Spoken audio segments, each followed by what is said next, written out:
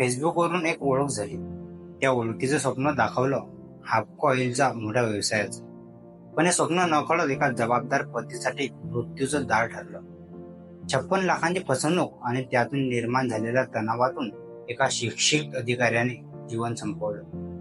ही कहाणी आहे नाशिकच्या प्रशांत पाटील यांची, ज्यांनी शेवटी जगाचा निरोप घेतला. नमस्कार मंडळी, मी उमेश इटनारे. तुम्ही पाहताय विदर्भ लाईव्ह.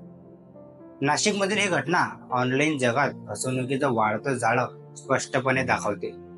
प्रशांत पाटील एक 40 वर्षीय कृषी अधिकारी जव्हार येथे सरकारी नोकरी करत होते. तेवढे त्यांच्या फेसबुक अकाउंटवरून एक अनोळखी ओळख तयार झाली. हापको ऑइल नावाची कंपनी सांगून मोठ्या नफ्याचं आमिष दाखवण्यात आलं. व्यवसाय सुरू करण्यासाठी आधी पैसे भरावे लागतील, मग माल, नफा, कमिशन वगैरे मिळेल असे सांगण्यात आले. सुरुवातीला काही रक्कम, मग हळूहळू एकूण 55,79,000 रुपये त्यांनी विविध खात्यामध्ये भरले. हे सर्व पैसे त्यांनी कर्ज काढून जमा केले. पण काही काळातच सत्य समोर आलं. हापको ऑइलची कोणतीही अधिकृत कंपनीच अस्तित्वात नाही. हे सर्व बनावट होतं. प्रशांत पाटील यांना हा धक्का सहन झाला नाही.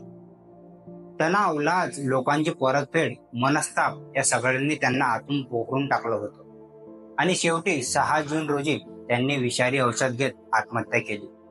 त्यांच्या पत्नीने नाशिकच्या सायबर पोलीस ठाण्यात दिलेल्या फिर्यादीवरून अज्ञात आरोपीविरुद्ध आत्महत्येस प्रवृत्त केल्याचा गुन्हा दाखल करण्यात आला आहे.